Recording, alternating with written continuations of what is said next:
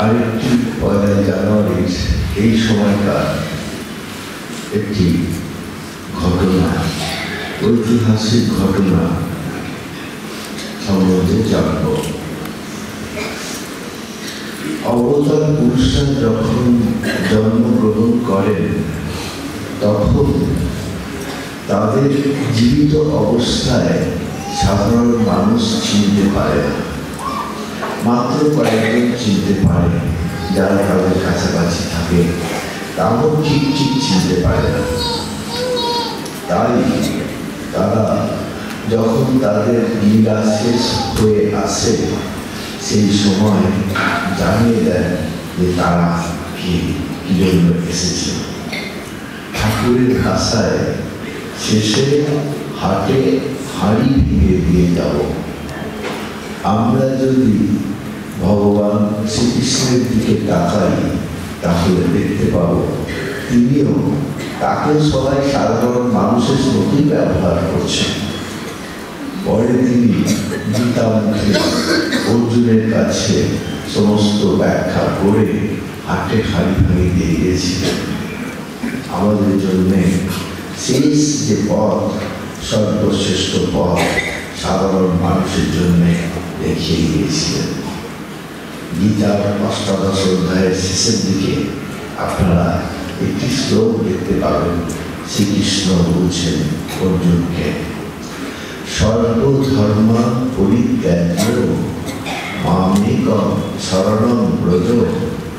সব ধর্ম পরিত্যাগ করে আমার শরণ নাও। তিনি সব যোগের উপদেশ করেছেন, তাকে সমস্ত কথাবার্তা বলেছেন।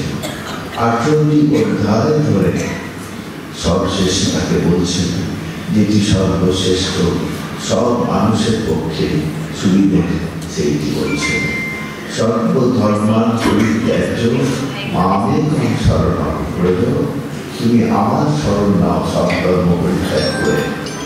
অহং ত্বং সর্বপাপেভ্যো মোক্ষয়িষ্যামি মা শুচঃ।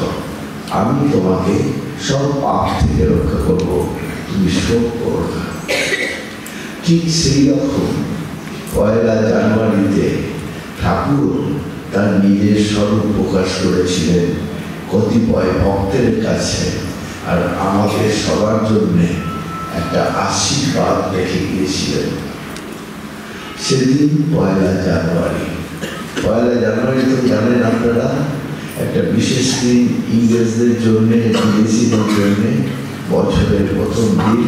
যীশুখ্রিস্ট কয়েকদিন আগে জন্মগ্রহণ করেছেন, একটা বিশাল ব্যাপার, আনন্দের ব্যাপার। তাই সেই দিনটিকেই ঠাকুর বেছে নিলেন তার আত্মপ্রকাশের জন্য, আর সেই দিনটিকেই বেছে নিলেন আমাদের জন্যে, যারা তখন এসেছে, যারা আসবে, আসছে, সবার জন্য। তিনি সেদিন কয়েকদিন তিনি একটু বিশেষ অসুস্থ ছিলেন বলে ঘর থেকে বেরোতে পারেন না।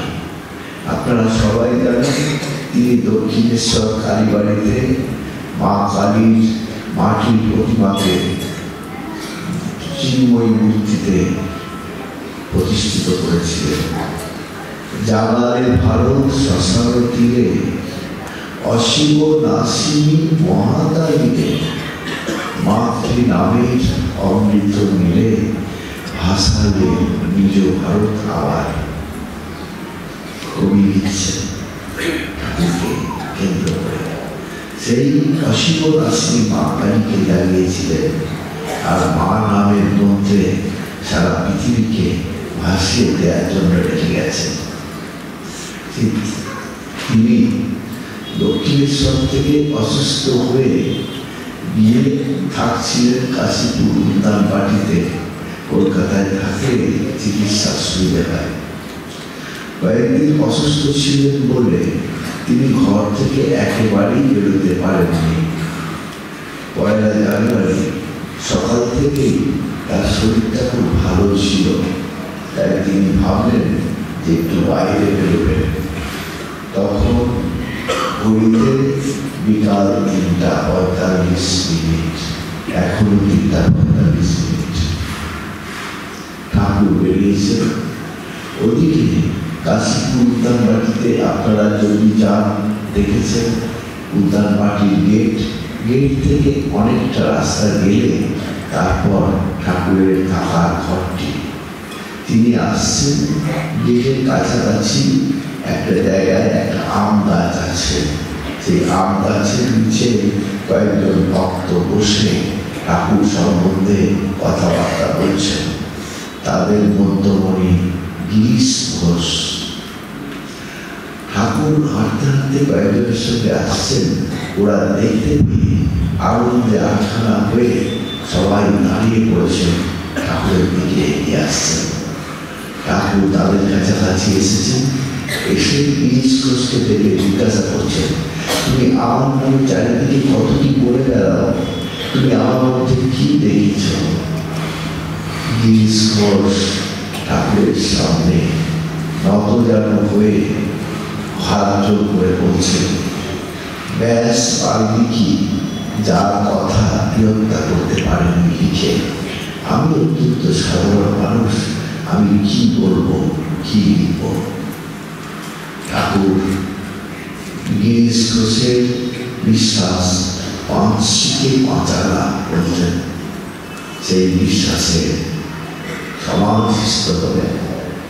তারপর সবাই চারিদিক থেকে ঠাকুর সমাধিস্থ রয়েছেন, ঠাকুর গর্ভত রয়েছেন, যে যেখান থেকে পারছে ফুল সংগ্রহ করে এনে ঠাকুরের পায়ে চেটাচ্ছে।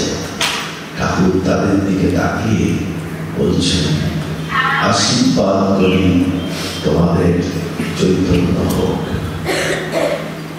সবাই আনন্দে উদ্বেলিত। যারা তার কাছে এতদিন পর্যন্ত যা কিছু চেয়ে এসেছেন আধ্যাত্মিক বিষয়ে, কিছুই বুঝতে পারেননি। আজ প্রত্যেকের সামনে সেই আধ্যাত্মিক বিষয়গুলি ভুলে যাচ্ছে। কেউ তার ঈশ্বরকে দর্শন করছেন, কেউ গুরুকে দর্শন করছেন, কেউ আনন্দে মাতোয়ারা হয়ে নৃত্য করছেন। প্রেমানন্দে মাতোয়ারা, ব্রহ্মানন্দে মাতোয়ারা হয়ে। কিছুক্ষণ এই দৃশ্যগুলো এইটা কাটলো। তারপর ঠাকুর আবার আস্তে আস্তে নিজের ঘরের দিকে ফিরে চলেছেন। ওদিকে চিৎকার করে সবাই ডাকছে, ওরে কে কোথায় আছিস, আয় আয়। ঠাকুর গল্পত রয়েছেন, ঠাকুরের কাছে চেয়ে নে। তোমাদের চৈতন্য হোক,